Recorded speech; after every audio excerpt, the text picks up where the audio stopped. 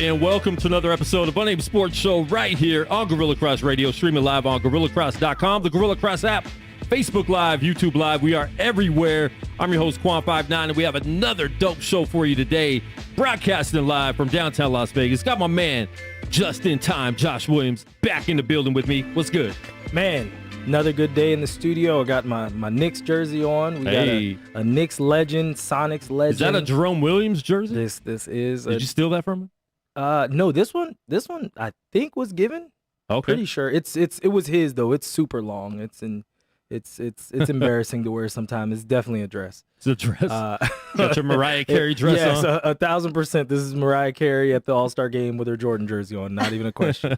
Not even a question. And once again, we have one of the wonderful ladies of Unnamed, Sophia Maria, in the building. What's good? Good. Happy Monday. I forgot to do our Instagram intro, but you walked in a little late. Oh, I'm so sorry. It's all good. It's not but your I'm fault. Here. You're here.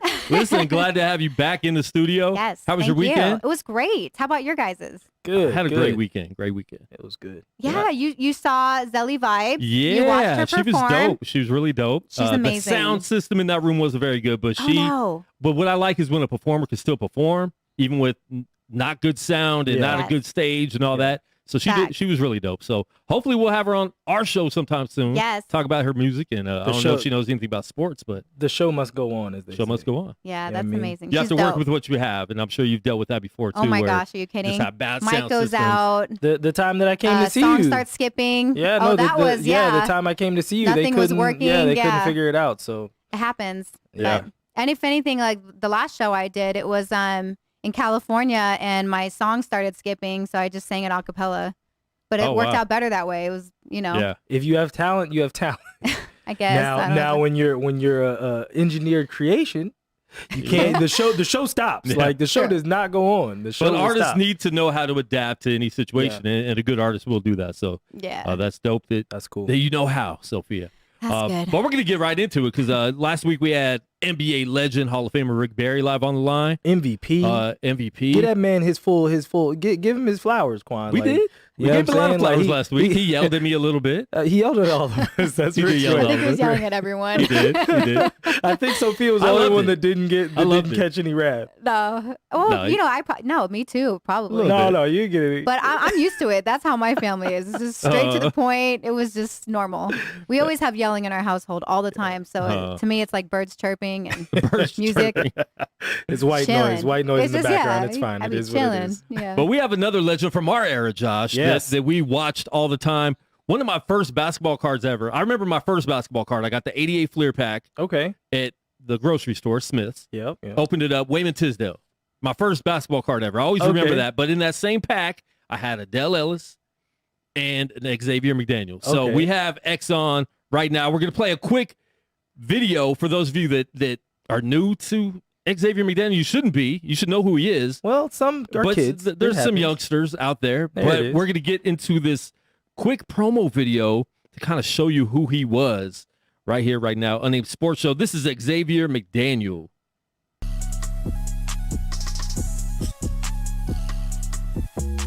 Oh. Take on your whole team. The entire team. I'm going to push my own teammates. Oh, whoa. We got thank you. We got to get some video of X dunking and shooting. Oh, yeah, he could dunk. I was like, is this ESPN or World Star? Ellis pass deflected to Lister. McDaniel over Kareem. Oh, over Kareem. McDaniel has 12 points. That was a great pass.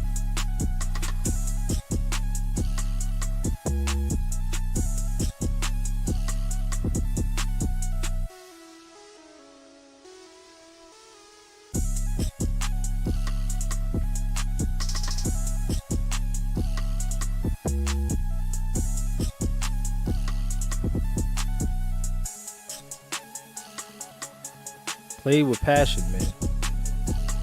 That's something I think the NBA definitely is lacking in. Is passion. Guys that you feel like this is all they want to do. They don't want to be all in the videos. they just want to hoop. That's it. Is that over Kareem again? Hey, but listen, man, we have him live on the line. Yay. Right now, we have Mr. Xavier McDaniel live on the line. Go ahead and unmute that mic. Yes, can you hear me? Yes, sir. Welcome to the show, Xavier. We definitely glad to have you on, man. We definitely appreciate you doing this with us. Wearing the Wichita shirt. But how you doing out there? I'm still a Wichita guy. Will always be. There it is. Wichita guy. So I love Wichita, man. People have been great to me. So you went to school in Wichita. Had a great college career. Talk about that real quick, man. Just going there and choosing Wichita to go to school. Well, to make a long story short, I really committed to South Carolina in the fall of 1980. We kept it quiet because we needed to have a 2.0. That's around my sophomore year. Didn't do anything. And then the new coach came in and he got me back on track. But my grades are like 1.9. 9 something, and I needed to have a 2.0 before I commit. South Carolina signed 6 guys that year. Wanted me to go to prep school, and it's something I didn't want to do. So I opened up my recruitment, and I went to Ole Miss, Memphis State, and Wichita State. I had a couple more visits. I decided that I'm going to play with Antoine Carter and Cliff Levingston. There you go. Harvey Sherrod and Greg Dryland. I felt like I could learn a lot. It would get me out of an environment that I probably could have went either way. Good guy, bad guy. And I think I made the right choice. I learned from Cliff. I learned from Antoine. Harvey Sherrod is one of my best friends. And Actually, I'm going there September the 17th for a golf tournament. Nice. Can just briefly off of what you just said, can you talk about how important it was now looking in retrospect about going somewhere else and getting out of an environment? Because, we see a lot of times kids now, they, just actually recently here, we had a kid that went to Bishop Gorman, was highly recruited, ended up going to UNLV, Right. and then, gets into trouble because he's still hanging around the same friends, can go to the same parties and all of that kind of stuff. And now he's not at UNLV anymore. Can you talk about that? Well, my life dream was to go to South Carolina. I tailgate. I may not tailgate this weekend. I tailgate to all of South Carolina home games. And I know my guys are getting together this weekend to tailgate. I hadn't made my mind up yet, but I love the University of South Carolina. I grew up less than a quarter of a mile from the ticket office. Wow. And it was always a dream. But I had some issues in high school. And those issues was that I could get in some trouble. Yeah. And so when I opened up my recruitment, I think the great thing was they signed 6 guys. They didn't need me. And also Clemson University, who I left out, was also recruiting me. And when I told them I'm probably not going to go to Clemson, I have a lot of respect for Clemson, but I've never been a Clemson fan. And so when the recruitment came, I knew I was never going to Clemson, but because I had the in-state school, I had to get them an opportunity. Yeah. And they didn't show me the best of times. They took me up on spring break. I sat in a dorm room, and I was like, this is why I don't want to go here. And so I opened my recruitment, like I said, and I went to Mississippi. I went to Memphis State, Wichita State, Clemson. And I was just like, my high school coach, my mom, they were ready for me to leave. Because, my mom said, we got more food around here when you ain't here. I was tall. I ate a lot. I was skinny. And it was a situation where a lot of people would have said, well, Xavier would have South Carolina, this and this. We don't know what was going to happen. Yeah. But like I said, I took my talents to Wichita. I like what I seen. And it was like up-tempo basketball. It was a lot of dunking. And in high school, we could dunk, but you better not miss it, even if you get fouled. And trust me, I used to try to rip the ring down in high school. But, I think I made the great choice. I learned behind Cliff and Antoine. And then when Cliff left, me and Antoine was together. And I just learned from him, man.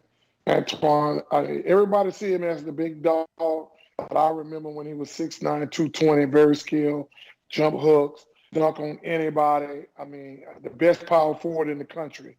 I don't care. Best power forward, I don't care. Charles Barkley can say what he wants. He could not touch Antoine Carr. I don't care who you are in that era. Yeah. I don't care. Antoine Carr was, no doubt about, one of the top 5 players coming out of school. We can talk about Sam Perkins. I mean, when you go back and look at the tapes and when we played people, man, unbelievable. He was a beast. I've never seen a guy 6'9". Yeah. I've never seen a guy 6'9" do what he do. Where do you see the 6'9", bring the ball up, handle it, start the break? Yeah. Yeah.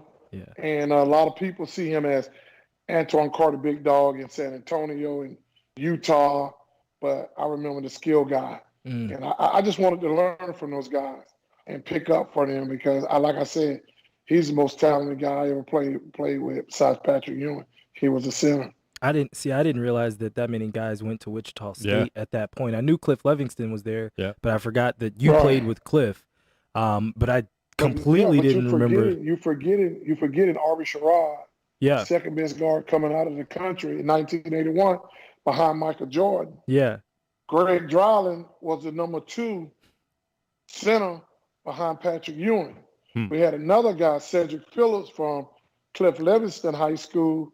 We had the number 4 rated class in the country. Wow. All 4 of us was in the top 100. And, Aubrey was the number 2 guard. Greg Dryland was the number 2 center. I forget, Cedric was like number 50 and number 60 in the country. I was like number 100. So we had 4 of the top 100 guys in the country. We were behind Georgetown. I want to say Georgetown, North Carolina. I can't remember who was number 3, but I think we were the number 4. We had the number 4 rated class in the country. Wow. Well, at the time in Wichita, you were the first person to lead the nation in rebounding and scoring in the same season. Yeah, right. What was that like to accomplish that? Yeah. You know what? As I look at it, as a 22-year-old, it wasn't no big deal. I was like, I just did what I was supposed to do. Mm-hmm. And that was keep my team in the game. I never gunned. A lot of people, you go back and look at my stats, only took about 18 shots a game. We had one set, we had 4 options. And when it didn't work, we restarted because there was no shot clock. And we ran our offense. We ran a motion offense most of the time, just like North Carolina and a lot of teams back then. We ran a motion offense probably 80% of the time. And if we didn't get what we liked, we threw the ball back out, reset. You know, it ain't like today's game where you give it to one guy and he tries to break the defense down and make a leg up or dunk or kick it to the 3. We just ran motion, down screens and back picks, cross picks. Mm-hmm. Where instead of going down, if I throw it to the corner, it would be like a triangle. I could throw it to the corner, and then what I would do, if Aubrey's up top, we call it a side pick. If we would make a side pick, Aubrey would come off, be at the shot, take it. If not, we just keep doing it, back pick, down screens. That's all we did. Keep moving. And if you're standing still, you're doing something wrong. Listen, I nerd out, and this is the second straight week. So last week, Xavier, we had Rick Barry on. And, you know, and just to listen to you guys still being able to talk about sequences, plays, and situations 40 years later, 50 years later in Rick's case, that's insane. It's amazing to me. And that's something that, you know, I think really like people don't pick up on just how in tune athletes have to be. Well, it's like this right here. When you've lived it, you remember it. And so like when I was in high school, we didn't call it UCLA cut. Yeah. We didn't call it the number 1. It would be something else. So when I got to college, I was like, okay, I know that play. That's how I played from high school. So, you know, you live it, you're going to remember it. Yes. And so things that happen in college, you're just going to remember. I tell people it's the best time of my life. You can look at, what's his name, J.R. Smith, how he right now on YouTube, how he say he loves college. That's the best 4 years of my life. I didn't worry about nothing, no bills. I ate and I just enjoyed myself. That's 4 years of my life. I'm not saying telling other kids you gotta go, but for me, it's the best 4 years of my life. Didn't have to worry about nothing. I wasn't worrying about lights getting cut off. I wasn't worrying about no badass kids that you have. I wasn't worrying about nothing but getting up, go play basketball, go to school, go get something to eat, hang out in the campus activity center with your friends and look at the other students and enjoy life. Yeah. I mean, I ain't had to worry about no stocks, bonds. I ain't had to worry about no house payments. I ain't had to worry about like the kids today worrying about their likeness being on Facebook. They doing all these things. I just go to school from 8:30 to 12:30 and then play basketball from 2 to 4 and then enjoy myself. You know, go in and talk to the coaches, laugh, joke. You know, I just, it's something I enjoy. Yeah. And you could never, you know, take that from me or any kid who went to college. And, you know, Kevin Garnett, Jermaine O'Neal, who's from here, and we had another kid from Columbia who just signed with the people in Georgia. Yeah. So, you know, those guys, they don't understand it, but I'm not saying you have to, because if you got the talent to go to the NBA, I say you go make the money. Yeah. But for me, it's the best 4 years of my life, man. Now, no lawsuits. When did you know that you were headed to the NBA? When did you know you had the skills to go into the NBA?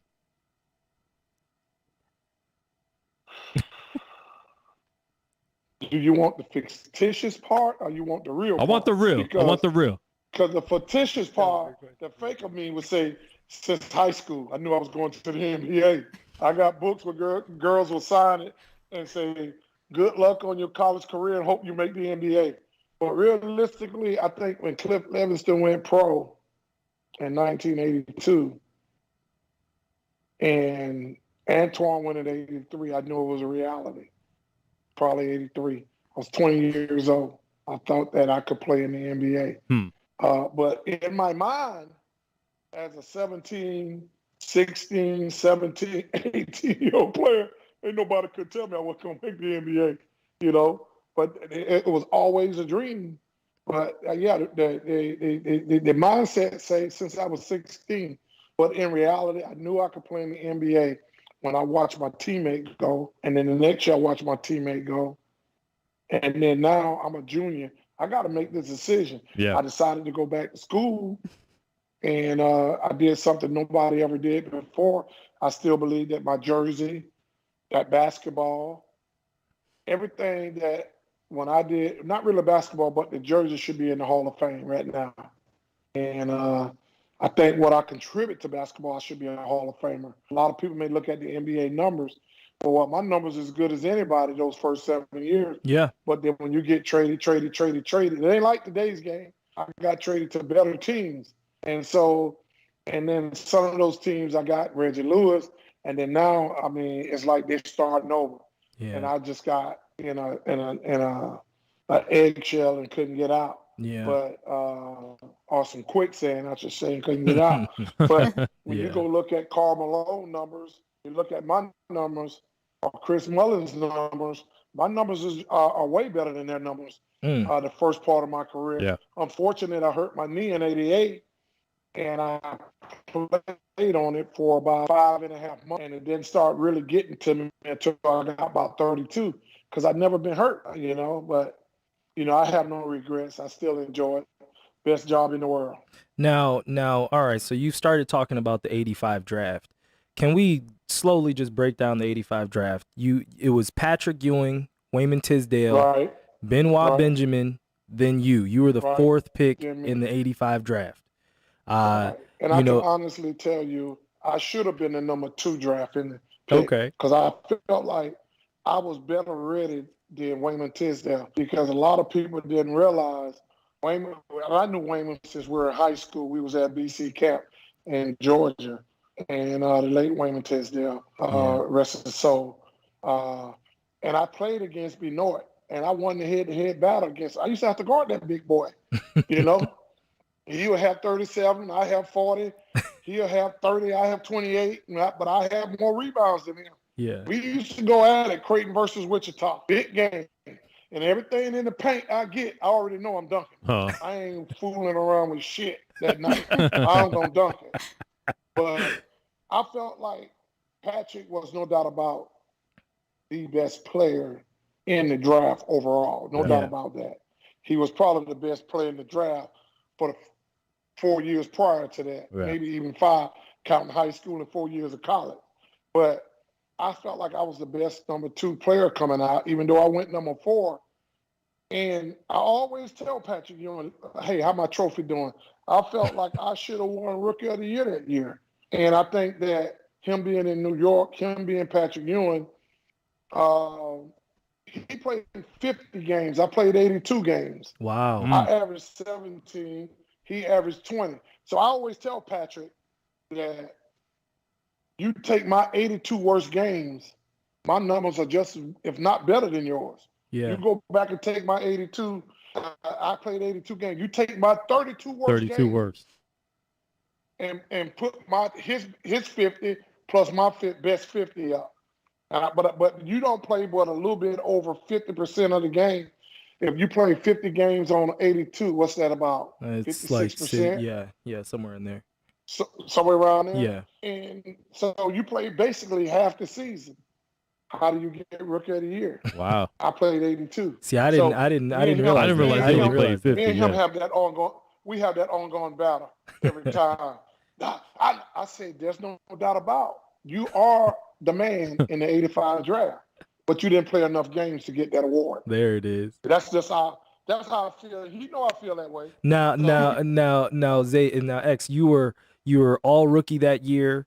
And then, Right. But some of the other names in that draft, there were 4 Hall of Famers in that draft. Obviously, Patrick Ewing is one. But then Right. you got drafted ahead of Chris Mullin, Detlef Right. Schrempf, Charles Oakley, Ed Pinckney, Right. who was off the heels of beating Georgetown in the Villanova. Villanova at the NCAA. Uh-huh. Karl Malone, who was the 13th Right. pick. I didn't realize he was that low. Yeah.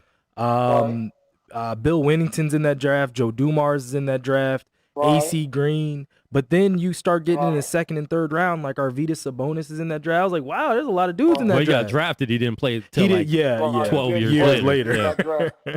I played against him when I was 19. We beat the Russian team at Wichita. Yeah. Antoine Carr was hurt. Everybody thought we was going to get blowed out, and we won the game by like 2 or 3 points. Okay. 1 point, something like that. So I played against him. We were 19 years old Yeah. when we first played against each other. So I've had history with him long before the 85 draft. But he didn't come into the league till like maybe 10 years or something like that in the 90s. Yeah. Early 90s. But when you go look at the numbers before I got traded, everybody you name on that group, my number was, if not better than them, just as good as them overall for the first 7 years. And then the trade happened because I didn't sign the contract in Seattle. I didn't sign the contract in Phoenix. I didn't sign the contract in New York because New York wanted me to take the contract that I was giving up. I told everybody I'm getting out of the contract. I want to be, and I got traded. And I wound up signing with Boston. It just didn't work out. And ML became the GM, and he was the worst asshole in the world. You know? And so, and I would tell it to him in his face right now today, and there's nothing he could do. And they know it. I have Mr. Gavitt. I love Mr. Lake, Mr. Gavitt. Oh, Dave Jambo. Gavitt, yeah. But ML Carr was the worst asshole in basketball. And he know what he did, and I'll never fucking forgive him. And that will be a position where if we ever came face to face, I'll slap the shit out of him. Wow. To this I day. hope somebody's filming that. To though. this day. Hope somebody's. He's Yeah. serious too, though. Oh, no. To this day. I said to this day. So you regret. Go ahead. I don't regret going to Boston. Yeah. The people in Boston have been great. I had a great time. It's just that last year, how they treated me, and know that they could have traded me to Washington and to a couple other teams. And he told me, I'm not going to trade you unless you shut your fucking mouth. And I went off. And what's his name? Played in Louisville. Derek Smith told me, we were playing Washington, said, man, I'm trying to get you out of this situation. Please be quiet. Then I just kind of shut up, but they kept me and just didn't play me.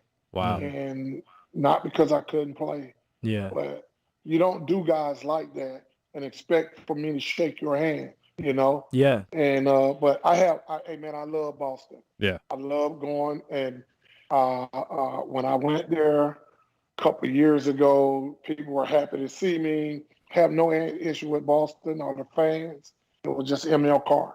That's what I had the problem with. Chris Ford, like I told Chris Ford, you ain't got to play me no more. Yeah. But when you play me, I play hard.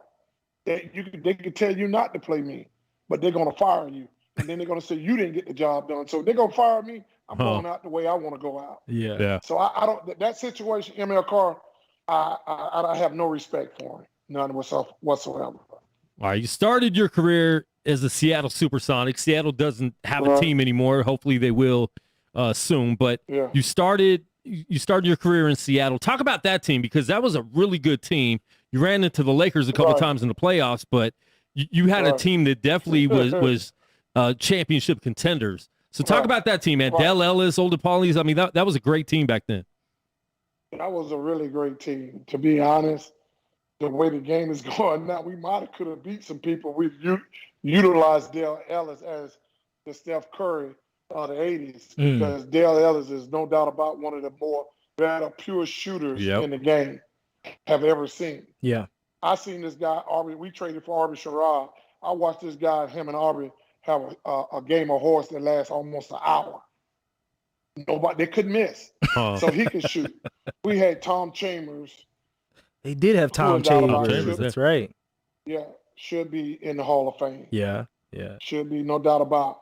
Should be in the Hall of Fame. You had myself at the small forward that played both for forward position. We had Maurice Lucas and Clement Johnson. They don't realize those were the glue guys to that team.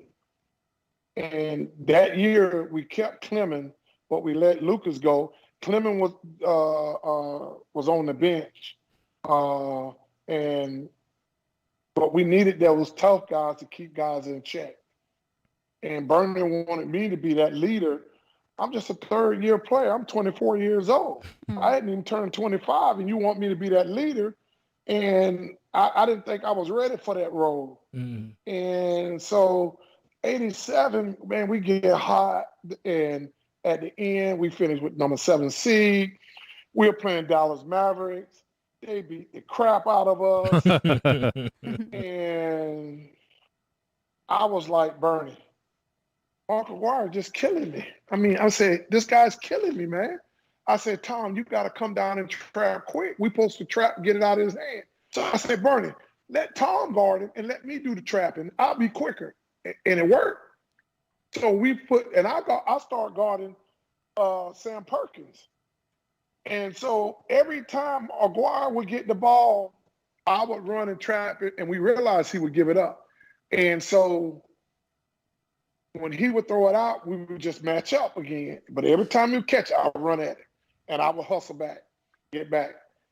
And Derek Harper had Nate McMillan so shake up, he was stealing the ball from Nate. So what we would do is I would bring it up because Aguirre couldn't guard me.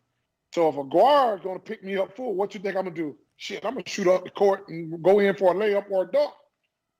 Dale Ellis wind up getting fouled. I think Jack Madden, I'm not sure if he's still alive or not, he called a foul. Come on, phone. You're good. No, you're good. We got you. Yeah, he called a foul. Uh-oh. There we go. We are live right now with. Am I still there? Yeah, you're still on, man. We lost your screen, but I think maybe you got a call. I'll get back in.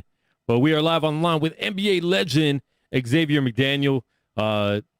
Just dope stories, man. Being able to sit around is one of those campfire stories. You get to sit around with a NBA, legend and talk some NBA basketball. Man, listen, this is what I love the most, about just kind of my journey and being able to be close to a lot of players. And because this is normal. This is, you get players talking, they will do this for hours.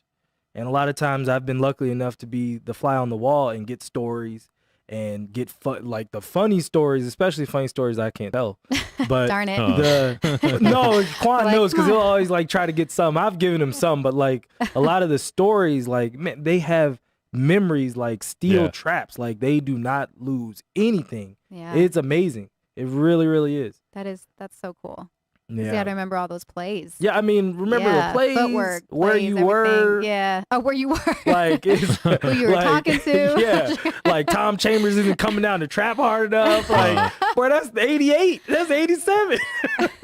So we're trying to get him back on the line right now. So just hold tight with us if you guys are watching live. If you're watching the replay, please share the replay. Share the live stream with your people right now, too. Okay. And we do have him back on the line. There we go. There he is. Yeah. So let me share that screen again. What I was saying was, we were trapping. Nate McMillan was having some issues with. You're still there? Yes, sir. No, we got you. We're good. But we had Nate McMillan was having some issue with Derek. Derek Harper. Derek Harper. It was Derek Harper for the Mavericks, so I brought the ball up, and Aguirre tried to push up on me a couple of times. I would just take off on him. Mm-hmm. I know I'll kick it up, or I went in for a dunk. And so they took the pressure off, and then we get Nate McMillan. We just ran our half-court offense. I would get it across, and we wound up winning. The Seattle Coliseum was being used because the Seattle hadn't made made the playoffs in a while. So we played in Heck Edmond on University of Washington campus. And, boy, we dug into them, and they never recovered. And we beat them. And then we went up against Houston, won the first 2 in Houston. And Tom always had his way with Ralph Sampson. And big numbers, always. And so we beat them 4-2. Classic Game 6 in Seattle. Elijah Vaughn had a monster game. I mean, he had like 50 points, 20-something rebounds, 7-8 blocks, 7-8 steals. But Tom Chambers, ridiculous. Myself and Tom Chambers, myself, and Dale Ellis. I think Tom had like 36 with this awesome dunk over Robert Reed. Dale Ellis had like 39, 40. I had like 28. And it's a classic game that they still show today, and we beat them. But damn it, we ran up on Magic Johnson. It changed the word. That's so cool. And they swept us. They swept us at 4. A lot of people did though. People talk about all the time how there's people that would have won championships, but Jordan got in the way in the 90s, right? Yeah. But it was the same thing with the Celtics and the Lakers with a lot of teams. Yeah. Sure. You talked about Houston. You talked about Dallas. These were great teams, stacked. Right. You know, you guys were stacked teams, but it was hard. The Lakers were Hall of Fame stacked. The Pistons were the only ones that punched through. Really during that time, the Pistons and the Sixers. All the Celtics. Well, no, outside of the Celtics and the Lakers, those are like those two teams ran pretty much the 80s, and the Pistons punched through for 2 years. At the very end, The Sixers got one. Yeah. That's it. That's it. That's it. You know, Magic was tough, ain't no doubt about. I mean, he's one of my favorite all-time players, along with Bird growing up. Yeah. You know, because everybody, you know how you see Nolan Richardson, Bird here, Bird there. Boy, that brother can play. And you see his picture, you be like, oh shit, oh man, he white. He white. You know, yeah. So I mean, that's that era when I was 15, 16 years old, watching them play. And Dr. J, who's my all-time favorite, between him and Alex English, my hometown guy. But playing against those guys. And we met them in '89, same thing. They swept us again. Yep. We just had no answer for them. And then, I get traded. We go to Phoenix. I got a good team. I don't have to drop the big numbers every night. The only thing I got to do is just go out and do what I do. And I averaged about 15, 16 in Phoenix. And, man, we just caught a hot Utah team. They were hot because that year we won 55 games and finished 4th in the West. I think Utah finished 54 games, and they finished like 5th. The Lakers win like 60-something. San Antonio wins 60-something. And it was somebody else that won 59 or something. I might have been Dallas. I mean, it was like the West was like crowded back then, man. And so we played, and they wore us out. Karl Malone wore us out. And that particular series that may have been delivered. So then I get traded. I'm going back to Phoenix. I'll never forget. I'm coming through the mountains. Cell phone ain't working. I got all these messages. And I'm like, man, who the hell calling me? I check a message. It's called Fitzsimmons. He called me, everybody trying to locate me. I've been coming through the mountains, coming from Seattle, Washington to Phoenix. And I drove. So I called him and said, well, I'm right outside of Phoenix. I was like Flagstaff or somewhere coming up. And I was like, all right. And I walk in the office and called Fitzsimmons and Jerry Colangelo say, Coffin say, hey, Xavier, I just traded your ass. I looked at him and said, oh, for real? I said, well, you traded me to? He said, New York. I looked at him and said, thank you. To late Cop Fitzsimmons, I said, I appreciate it. Because that's where I was hoping to go when I got traded to Phoenix. Because I didn't feel like Phoenix needed me. Because Tom was the power forward. But they wanted me to – I could guard Otis Thorpe. But I can't guard him for no 40 minutes. I can guard Charles Barkley. I can't guard him for 40 minutes. I can guard him in spurts. But, or Karl Malone, And those guys are 240, 250, 260. I'm 205, 210 pounds, you know? And so it just wasn't a good match. And, you know, the good thing about Seattle, Tom had to guard those power forwards. Tom is a very good friend, man. First person at the airport, but it just didn't mix. And what they ran was a screen and roll. If you remember Phoenix, what they ran? Screen and roll, Tom Chambers and Kevin Johnson. That's and it. they had me sitting in the corner. That wasn't my style, you know? And so I go to New York and I play on another team. It took me and Patrick a while to learn how to play. And then I was also having a contract issue. Told everybody I was not going to sign a contract. I was going to be a free agent. But I was going to give the team who I was with the first chance to pay me. And if you go back and look, go look, because it's in. You go hit NBA.com, and you go back. You can pull all that stuff up, and you go back and look in New York. I was averaging almost 18 until I bought my contract out. I had the first buyout of anybody in the NBA. Really? I paid $500,000 to get out of my contract. I gave the New York Knicks $500,000 cash, cashier's check. I gave them. Wow. Old school. I didn't realize that. First buyout ever. And now we see buyouts all the time. Well, actually, I gave them the team buys them $225,000 cash. Yeah. I gave them, and I had $275,000 in deferred money. In the 80s, they did a lot of deferred money. Yes, they did. And I had money from my first contract that was deferred to me, and I told them to keep the deferred money, and I gave them $225,000. I wrote them a cashier's. I went to the Bank of New York, and got $225,000 cash. Now, Xavier. Now, looking back at your career, and because Quan and I before the show, we actually were talking just about. We thought that you played in New York much longer. I thought, felt like more than 1 year. I felt like you were like there more for than 1 year. Like as a child, because remember, this is second grade Josh that you're talking to now, 92. You're a little baby. But look, I was engaged. Okay. And already that young? No, just engaged in the battle. I thought these women were young. Listen, under the sycamore tree, a lot of things go down. But that's cute. but thought you played in New York a lot longer. Do you wish now, looking back at your career, that you played in New York longer than the 1 year? Because you and a lot of my New York Knicks friends were excited to have you on today, and they still love you in New York. Like the love is still there. Hey. The thing is, I signed a 4-year contract with Seattle my rookie year. By my third year, I had signed another contract with Seattle, and I had an out in it.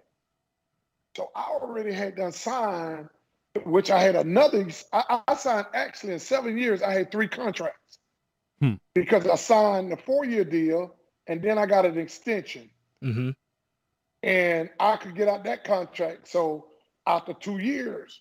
So then I signed another contract, which would have held me there for a total of maybe 9 years. That's the buyout. Well, 7 years. Because I played the New York deal was the year out.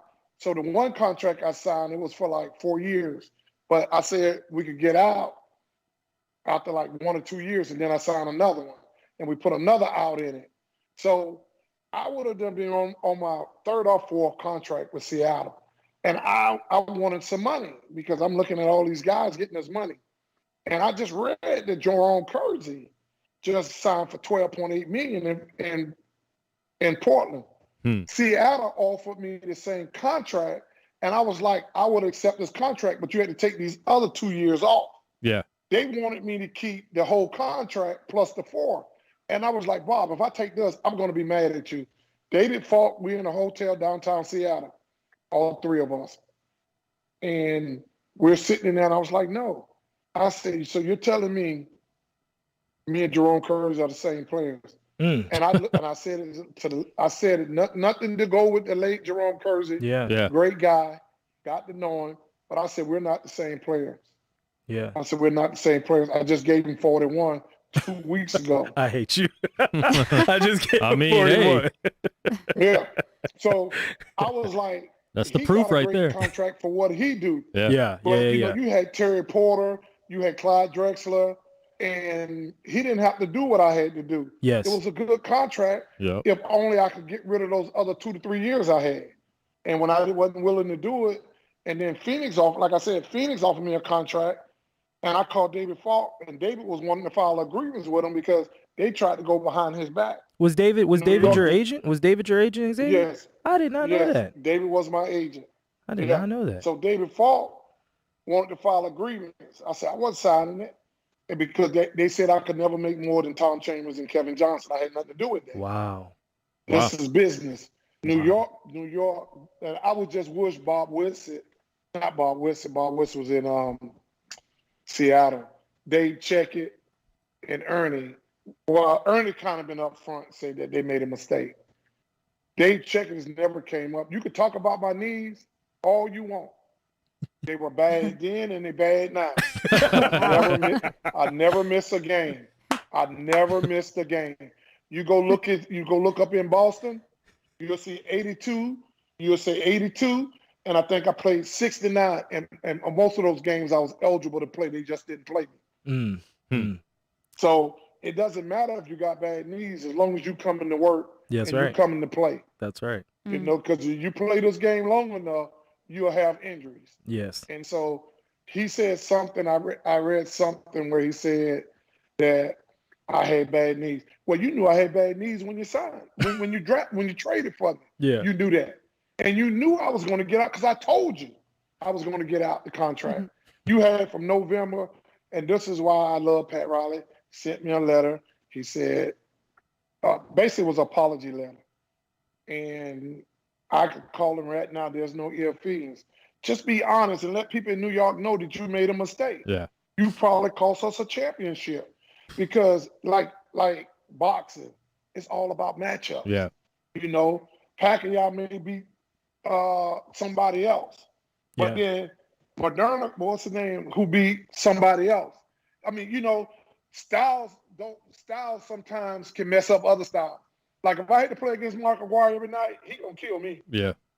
He gonna kill me. He just had something that you didn't like. Right. Yeah. And so some guys had matchup problems. And I felt like, and nothing to take from Scotty, because I thought we was gonna be teammates at one point in '87. I was very excited. And people in Seattle, I was excited. I was like, man, that's a great pick. We got Ola Polonius, great guy. But Scotty goes to Chicago, and so we never get to play. But my matchup to him doesn't fit against him. That matchup favors me. Yeah. You know, nothing to take away from Scotty because he's a fabulous player. Yeah. He's a Hall of Famer. And I love him. But I just know if we have to play 10 times, I think that favors me because of my physicalness. I didn't wear a lot back then, but I had a big frame. Yeah. You know, a lot of people look at me, ain't no way you was 205. Well, go look at it. I was 205. When I was in New York, I had got down to 202 because Pat Riley used to run the hell out of me. Yes, he does. I got down to 202. Kneecapped off. I felt like that was a good matchup for us. And I felt like, you know, we had an opportunity back then. Didn't work out. You move on. I still believe I'm a Hall of Famer in my mind. I may not be on paper, but in my mind, I felt like I was just as good as anybody. Just because I made the All-Star team one time, I felt like I should have made it 5 or 6 times. Yeah. You go look at the numbers. You know, I averaged 23 and 8. I was like second behind Dominique in scoring, I think. I think I was number 1 rebounding small forward. And I don't even make the All-Star team my second year. I averaged 23 and almost 8.5 rebounds. The 4th year, I make the 3rd year, I come off the bench the 4th year, average 20.5 points a game, 6 rebounds a game. I don't even get 6 man. I lead the league in scoring at 6 man and rebound. So that tells you what people who did the voting. If they like you, they like you. And they don't, they don't. But I'm okay with it. Yeah. That don't mean I was less of a player than anybody else. Yeah. Yep. Hi, Xavier. Hello. My name's Sophia. It's nice to meet you. So I have a question, but before I get to that question, I have to tell you that my husband is a fan, and he played ball professionally overseas for a while, and he wanted me to tell you the few years he lived in Seattle, he went to the Nate McMillan's camp every summer in the early 90s. So I had to tell you that really quick. And then so he went to go play. Guy. Oh yeah, and then he played at Coastal Carolina in college, and then went overseas. Yeah, that's right down by me, Myrtle Beach. Yes, I'm dying to go there. I hear it's beautiful. Okay, so I have a question. Who is? Oh, bless you. Salud. Salud. Bless you. Three of them. Have nothing to do with Myrtle Beach. Like she said, Myrtle Beach, I saw sneeze. I have a great time down there. That's funny. I bet. I want to go. Okay, so I have a question. Who would be your pick? Jordan versus LeBron? Michael Jackson versus Prince? Shaq versus Wilt? Bird let's go one versus... by one. You want? Okay, let's start one by one. So Jordan versus LeBron. In what era are we playing in? Thank you. Okay, that's a good point. Let's all right. Let's I say that because Michael is a killer. He is what's his name? Keanu Reeves played in Neo assassin. John Wick. John Wick. That's what I call it. Next time I see Michael Jordan, I'm gonna say, "What's up, John Wick?" That's how I view. That's how I view Mike. Michael is a John Wick. And nothing to take away from LeBron. LeBron, like Charles Barkley says, is a fabulous player. I just think Michael it's a different. Yeah. It's a different. I mean, to me, LeBron is more like Scotty. He's just a better scorer than Scotty. He does everything great, But do he just take over a game? You want to see him take over a game, go watch Game 7 against the Knicks in 92. I've never seen LeBron has a game like that. Not that he's not had big games, but and I like him. And and I think the errors, everybody want to compare him because and I know the game now, you get hit, you lay on the floor, they go to the cameras. I get hit on the floor. This is Nate McMillan. Get up, bounce up and shake it off. Yeah.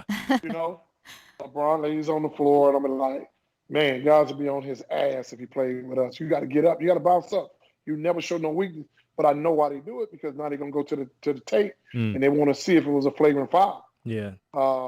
If you watch all the game, Mike bounce up. Go shoot his free throws and make them. Yeah. And X, you asked what era. Does it matter what era? Because I feel like in this era, Jordan do better because of the fact you can't touch him. Back then, you could beat him up, you could throw him down, and now you can't. You wouldn't be able to touch him. I just think that if I had to pick, I probably would pick Mike. And there's no disrespect to LeBron, I just probably would pick him. I think they both are fabulous basketball players. Yeah. But I just think that when we talk about the GOAT of them two, I'm gonna go with Mike. But you know what though? People take Larry Bird and Magic Johnson out of that position. Now, who you ask me who I take it for is Magic. I'm gonna go with Magic. I love Magic Johnson. I'm a Magic Johnson guy. So is Magic your GOAT? Is Magic your GOAT? Magic. If you put him in that situation, yeah, Magic is my GOAT. That's my GOAT. Okay. Hey man, I love everything about his game. Yeah. If I go back to my old neighborhood, I love Dr. J, but everybody tell you I always talk about Magic. I love Dr. J. I love the way he jump, glide. But Magic is my GOAT. I just 6'9", what he did. I mean, Michael just elevated to another level.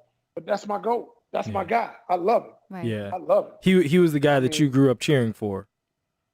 Yes. Yeah. Yes. Yeah. Nice. I never asked Michael Jordan for his autograph.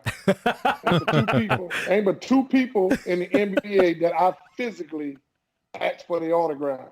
One was Magic Johnson and one was Dr. J. There it is. Nice. Wow. All right, Yeah. next question, Very cool. Sophia. All right, Sophia, next one. So Okay. what's the second one? The second pick is Michael Jackson or Prince. That's so hard. Wow.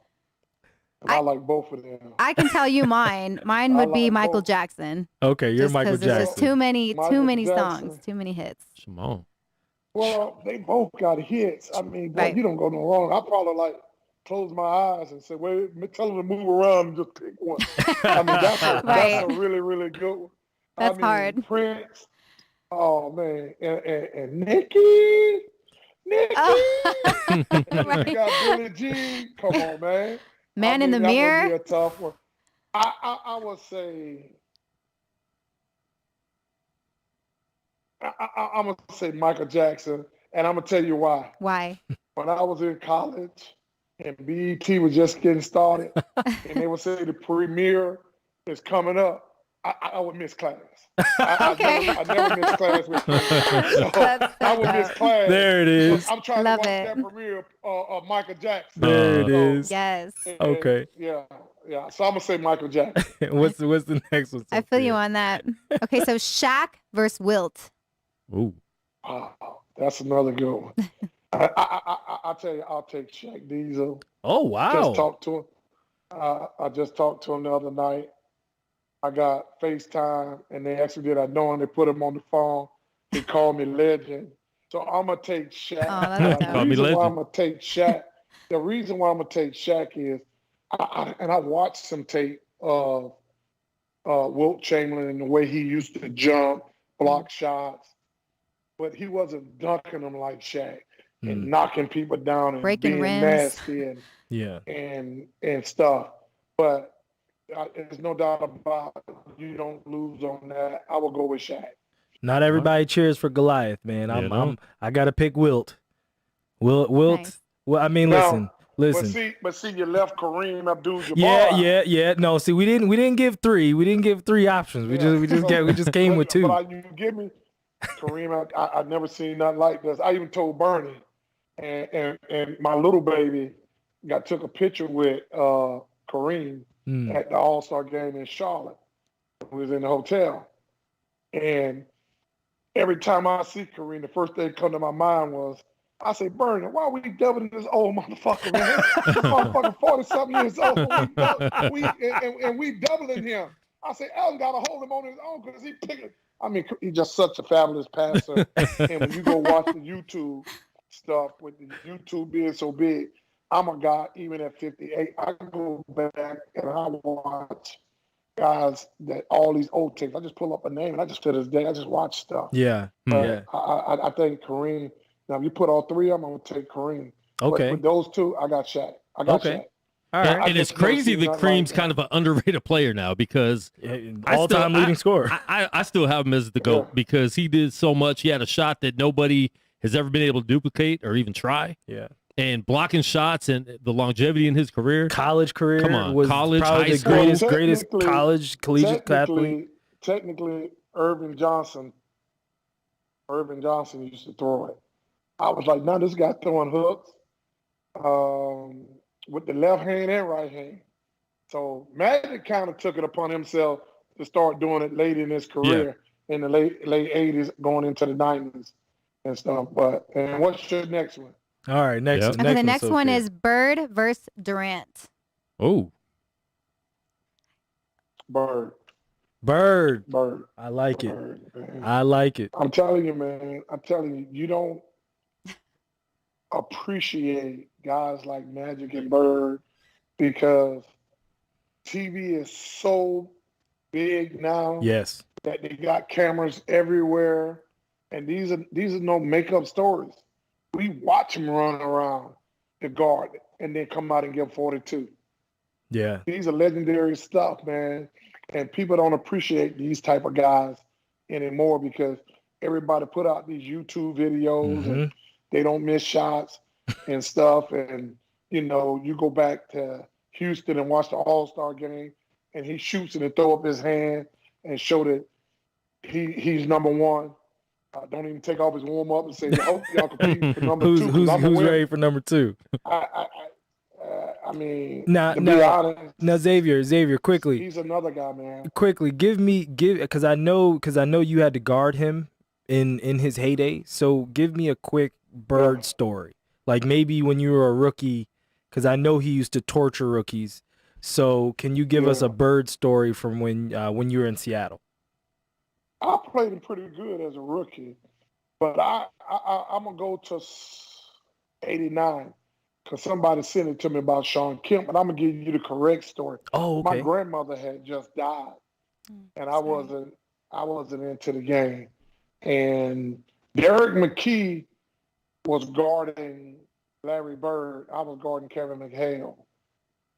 And I came home from my grandmother's funeral. I was just really out of it. And my mother, when I walked in the house, my mom said, boy, they say Larry Bird kicked your ass. I look at her and say, who told you that? Everybody calling me and say, did you watch the game? Larry Bird tore your ass up. And I was like, huh?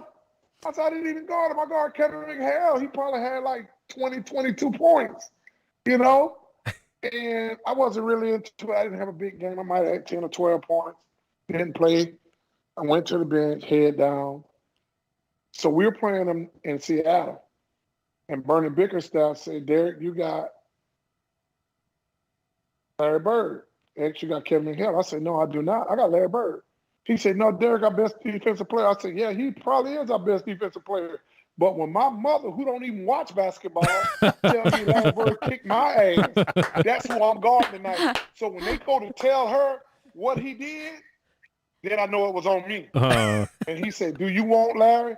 I said, Bernie, I ain't scared of no motherfucking body in this league. Well, you got it. What's up? So that night, we playing him.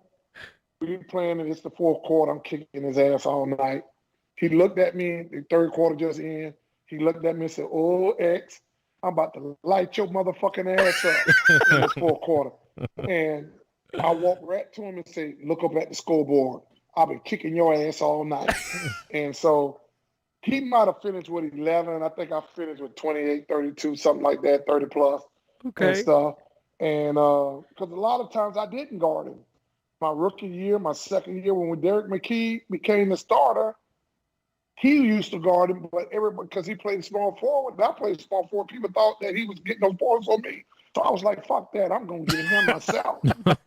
So he's not going, my mama ain't going to be calling me, you know, talking about what Larry Bird did to me. So that's that's my version, which that's really what happened. Okay. You go look it up. My grandmother died in 89. Yeah. Because he kept saying, somebody sent me a link saying that he was saying that I was limping around or hurt. No, I was on the end of the bench, man. I had some issues going on with my grandmother when she passed, because she was my grandmother, but I stayed in between her and my mom. Yeah. You know, I couldn't do no wrong with my grandma. So that was, that really, really hurt in 89 when she passed away. Yeah. So, wow. But thank you for that Bird story. Yeah. What, do we have one more? Yes, we have one more. Xavier, the last pick, Tupac or Biggie? Dun, dun, dun. I'm going to take both of them. All right. I'm going to pull a gun out. And I'm going to say, I'm going to take both of them. Anybody got any suggestions? I'm going to do a Western. I'm going to shoot the first person to say something. Anybody else got something to say? And I'm going to take both of them. They both are very talented. Mm-hmm. Unfortunately, Tupac got killed in Vegas. Where I'm talking to you at, I was in my pool house, and we were playing some cards when he died. I was actually in L.A. that day that Biggie got killed. I was at the museum, the car museum where he was at. We heard the gunshot. Oh, wow. He got killed. I woke up. We were on the radio. We were playing the Lakers that night, and it was still a form back then playing the Lakers.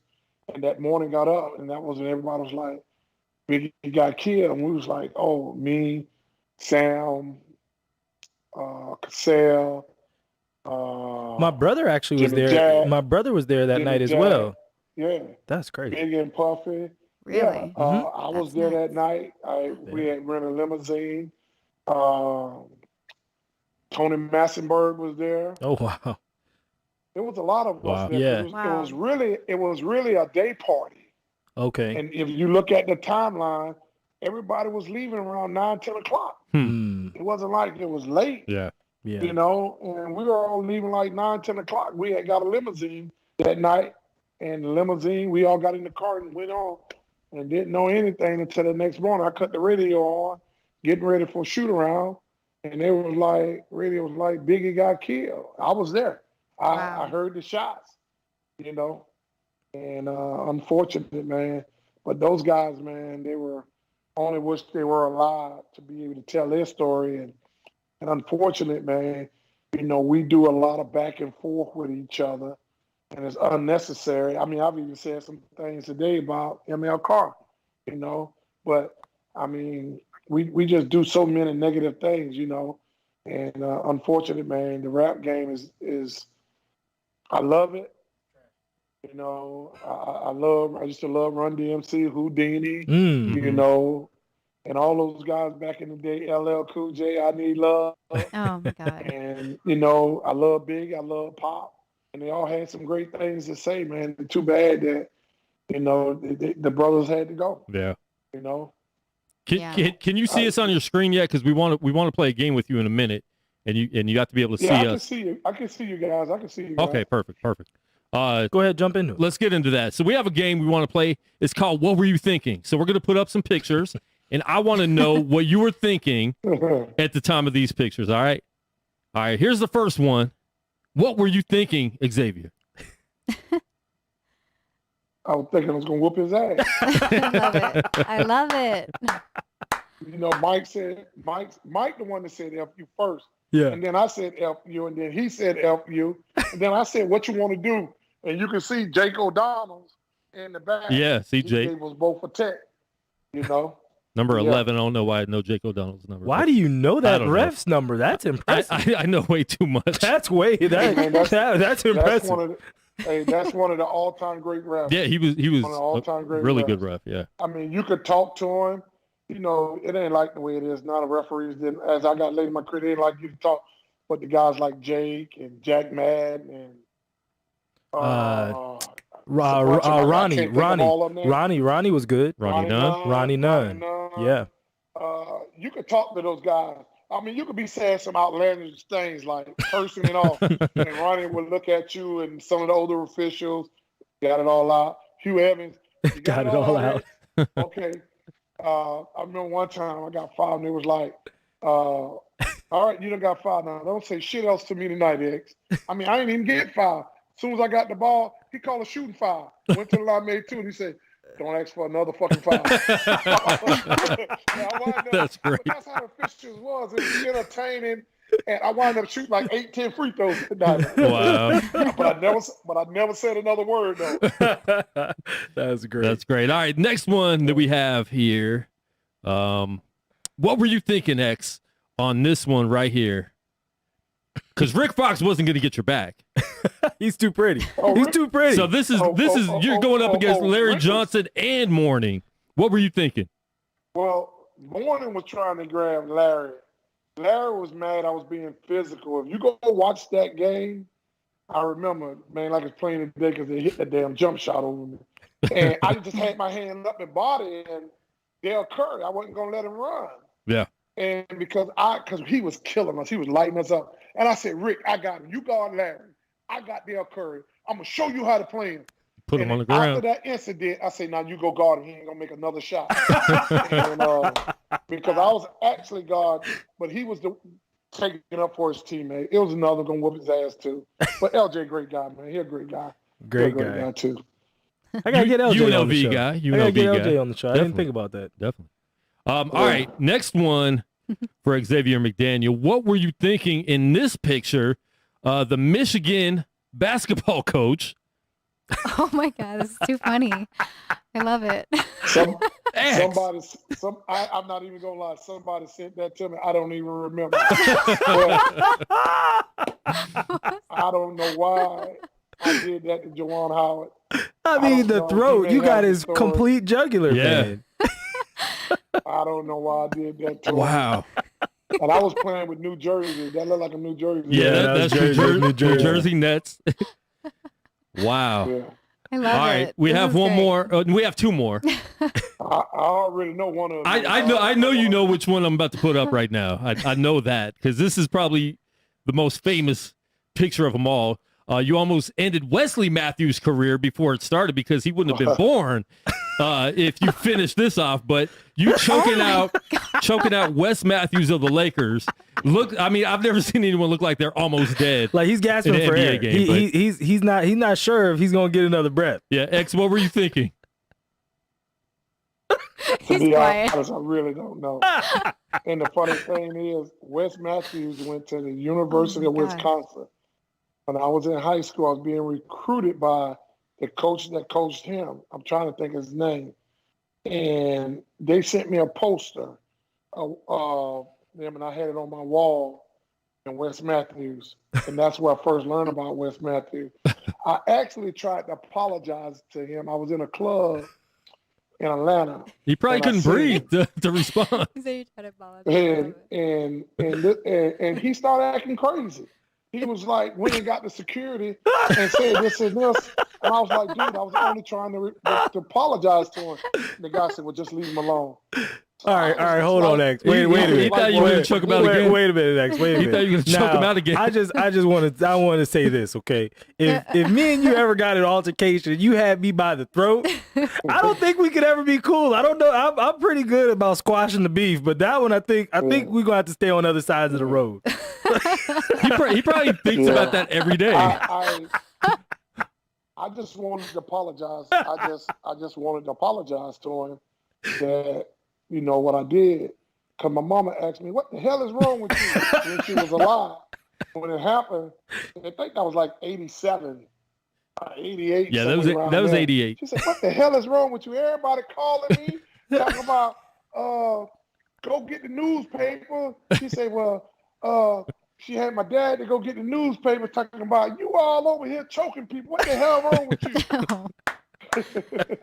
Now, what happened to you in that game? Did you even get a technical for that? Because I know these days you'd be suspended probably 20 games. That's all it was a technical. Okay. But if you go look at it, but in my defense, and when I talked with Ron Thorne, he went back and looked at it and called me and said, you were right. He tried to kick me in the face, and I moved back. You can see me moving my head back. When he tried to kick me, yeah. Oh, so you gotta get choked out. Yeah. Had a reason. You gotta get choked out if you try to kick me in the face. Okay, all right, fair enough. I give you that one next. All right, we got one more. This is the last one. What were you thinking? This poster, if I wasn't a diehard Laker fan, I probably would have had this poster because every time I walked into the sports store, this poster was up. But you were the X-Man before DMX, and you had the dog before DMX. But what were you thinking with this photo shoot right here? Ooh. Well, to be honest, that was done by Costacos brothers.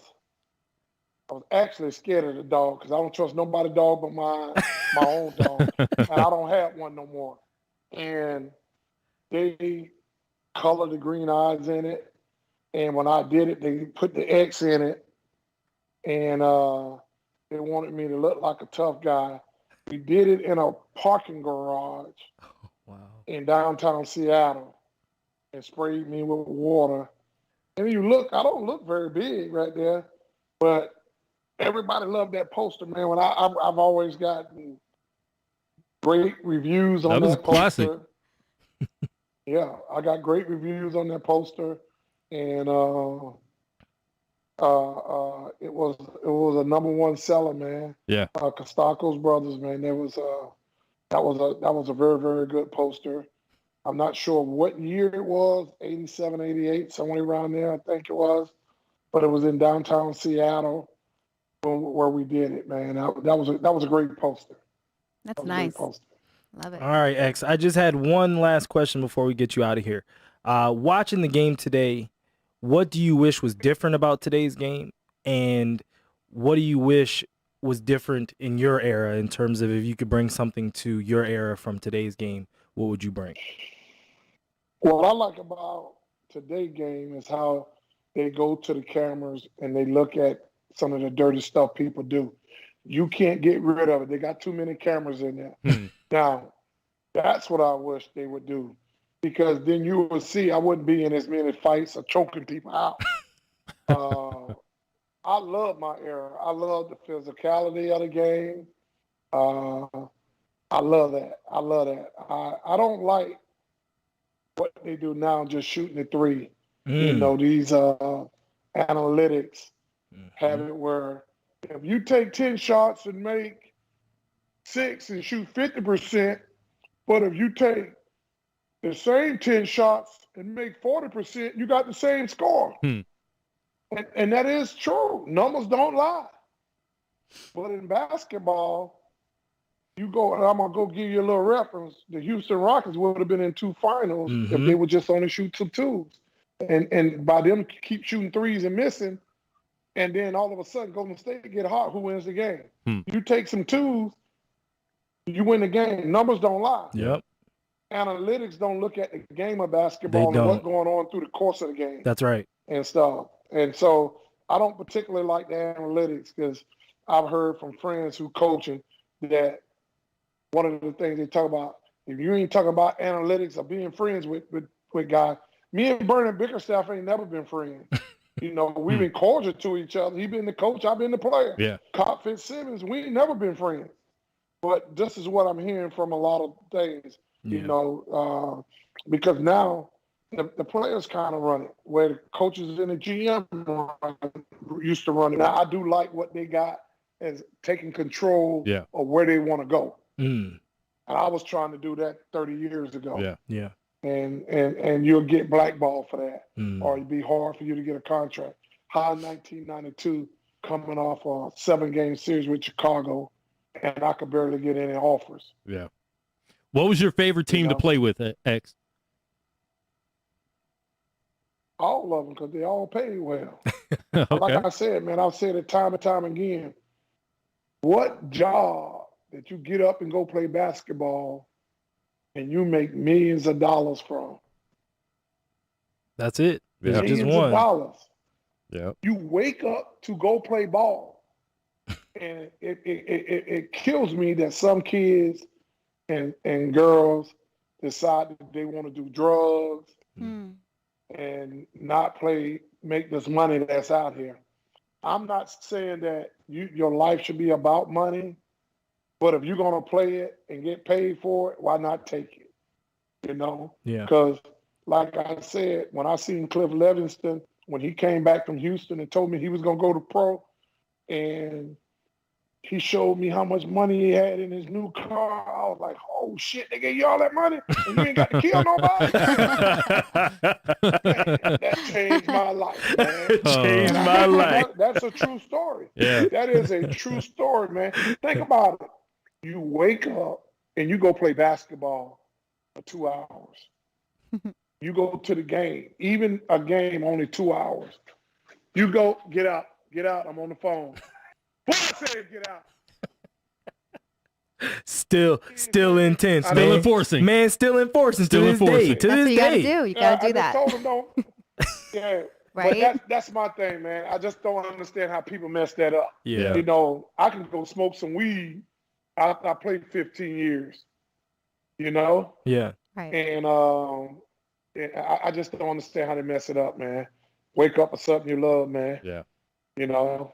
Well, X, go get back to the pool. I appreciate you guys Thank having you. me. Yeah. Appreciate you guys having me on. Anytime, just call me. Go I get ain't get like back a to lot that of pool guys. party, man. Get back to that pool party. All right. All right, Appreciate brother. You having take you on. care. Thank Great you. Thank you, X. Bye. Okay. All right. Yo, NBA legend Xavier McDaniel live with us today on the show. Make sure you check it out. If you just tuned in right now, make sure you check out the replay. We'll have that up shortly. But, man, a lot of knowledge being dropped from X, a lot of good things being said. Like I said during the little break when he cut out, just hearing all that and hearing the stories, and they can go on in the story about Bird. I mean, crazy. That's amazing. And I mean, especially the stuff about Patrick Ewing as well. I didn't realize that Patrick Ewing got the Rookie of the Year only with 50 wins. Yeah. But being in New York, being the number one pick that everyone knew was going to be the number one pick, everyone loved. Coming from Georgetown, winning championships. That's an interesting little take on it. Yeah. But I also didn't realize that he was in the 85 draft with Karl Malone and Chris Mullin and all those guys. So that was cool. I learned something today as well. Yeah. Trying to get Sophia's other camera back on. There we go. Uh-oh. There we go. We're right there. No. Yeah, what a cool interview. Yeah. Always happy to have you here, Sophia. I'm so happy to be here. You know that. You keep getting more information for your boys every That's time you come. right. You keep I know. keep learning something else for the boys. I can actually hold a conversation and make some valid points thanks to you guys. There you go. Hey. Yeah, You're gonna know single double in no time. that's right. But a legend in the game. Go back if you're not familiar with him. Watch some of those games because he was an enforcer, but he was one of those enforcers that could score. Yeah. And you didn't see that a lot back in the 70s and 80s. The enforcers were there just to enforce. I'm a goon. He was a 20-point goon scoring enforcer. You know, and I think that's what was really dope about his game, and the fact he was smaller. As he mentioned, going up against Charles Barkley, Karl Malone, like he didn't want to because he's a small forward. You're putting 205. Be up against power forwards. Yeah. Because you have that tough attitude, they're automatically doing that, right? Yeah. And he didn't necessarily want to play like that and want to have to guard those guys being 50, 60 pounds more than him. Yeah.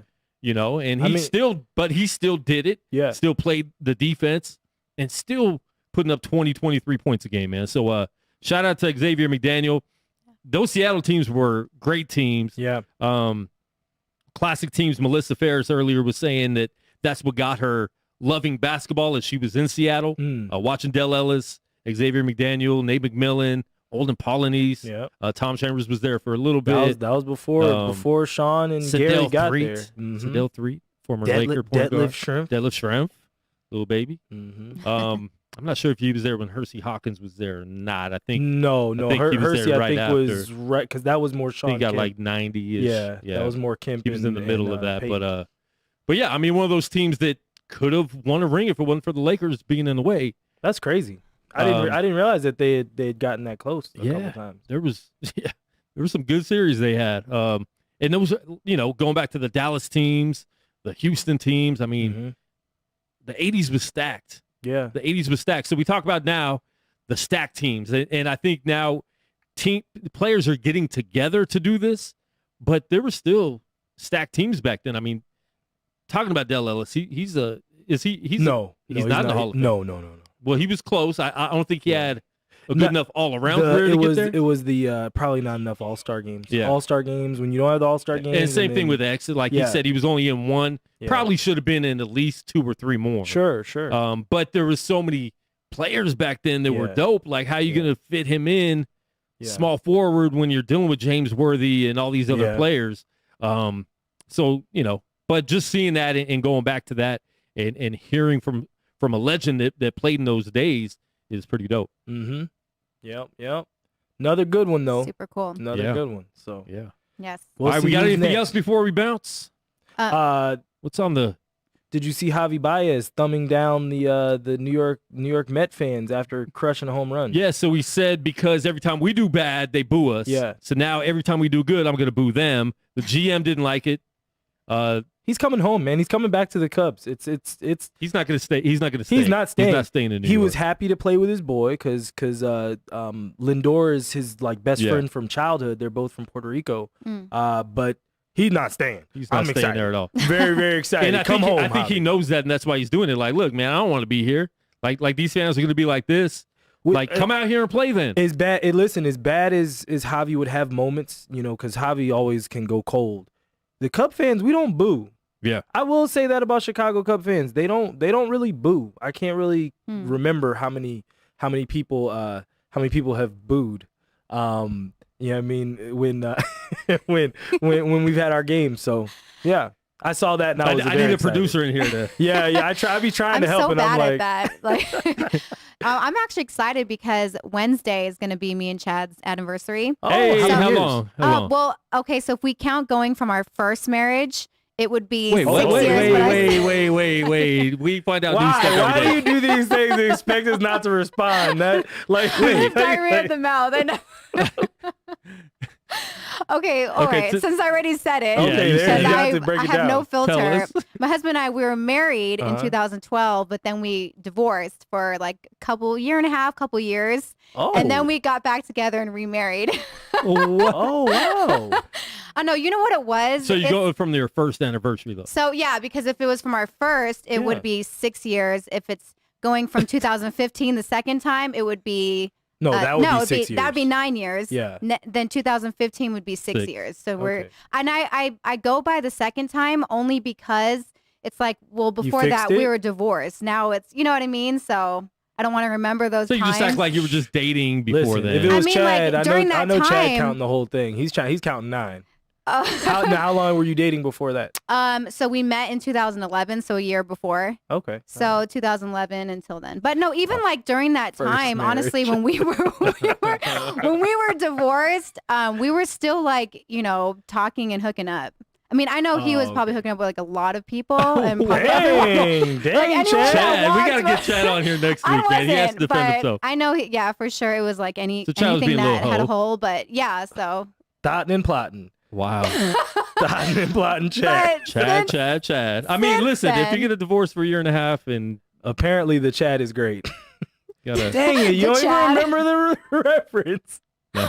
It's Charlie's Angels Oh. with Tom Green. Remember No, I he was didn't the watch Chad. that. Oh, I didn't hate watch The you. Chad. Stop it. Thank you. Yes, the Chad Chad. knows. Chad, go ahead and just give me a thumbs up on the daggone screen because Quan's killing me right We're now. giving Oh a my thumbs God. down like Hobby Biden. No, that isn't on Facebook. That's not. Okay, so what are But you yeah, what are you so we're- doing? What are you doing? So we're excited because we're gonna go see the Knicks. No, not the Knicks. My bad. It's okay. The Yankees versus the Angels. Oh, you All going? right. You going to? Chad told me about 10 times. Baseball. I was like, Yeah. "Are you sure these are what the names are?" But obviously, clearly, I was like, let me write this down.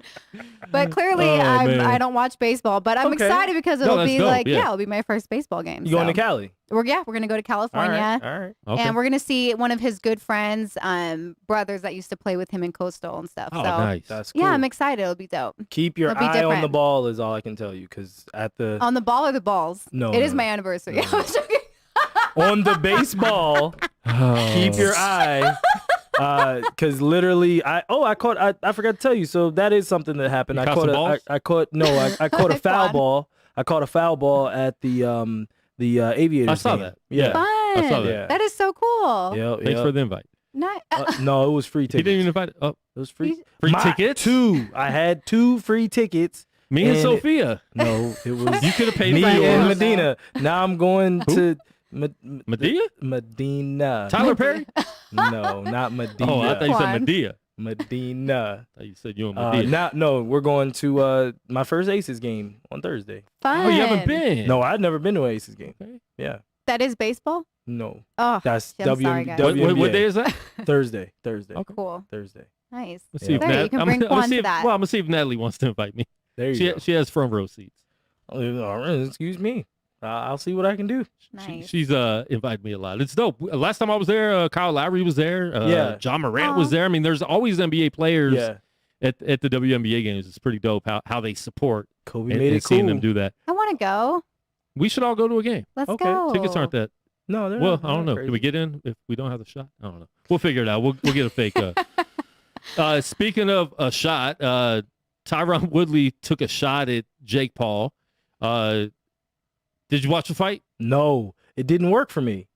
The link wasn't working, and then all my sites were like, no Really? no show for you. Yeah, so I stopped Should caring. have paid for it, man. Like I did. No, you did Yeah.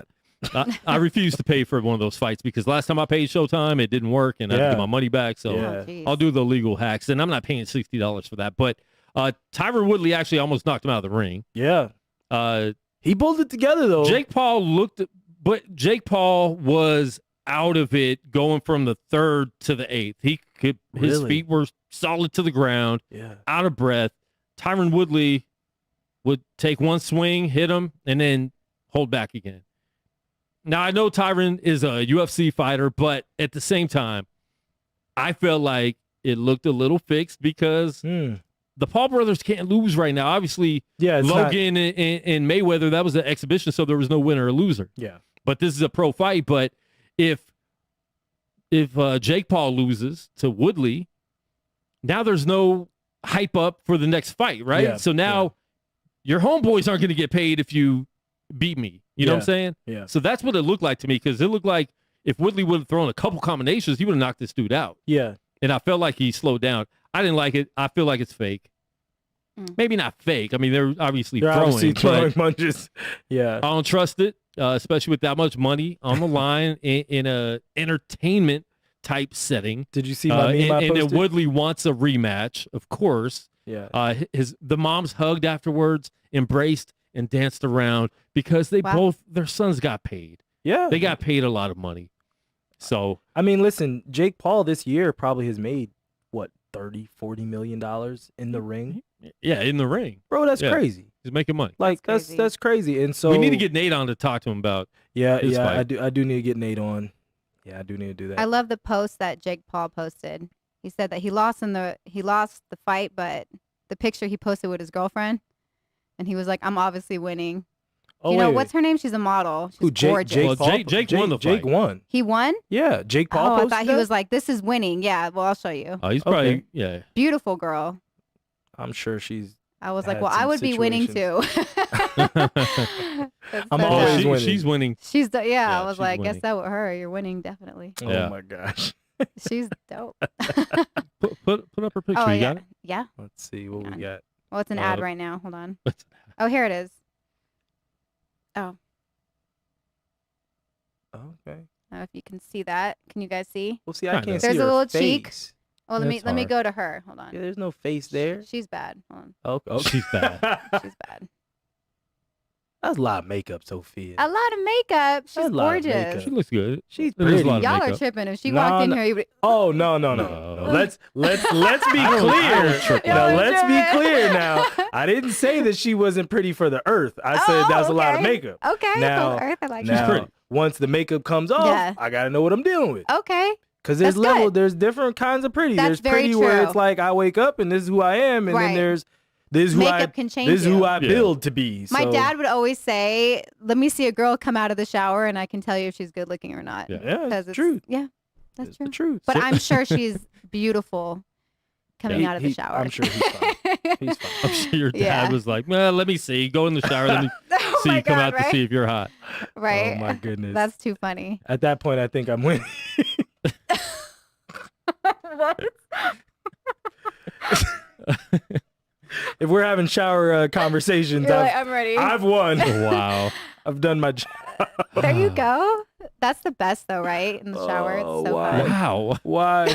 She takes our show to a whole different level. Every time. Almost. Anytime we get to these little. I know she's sitting on a Vegas hype, logo in the back, but Like. Anytime we get to the lull at the end. Oh, come on. The lull. The lull. The lull. When the lull turns, My favorite word. it gets out of hand with Sophia, for sure. Oh man. I'm sorry. But listen, we had a fun show. We will be back maybe Thursday. We'll see what's up. Tiana's probably going to be good on Thursday. Yay. Just, I have to give the people their updates as well. I give you your updates live. Yeah. I don't He wait finds till out last You're minute. like, why are you telling me that right now? Because the people want to know too. They get excited when I tell them Sophia is on and, okay, all right. There we That's go to the cool. people.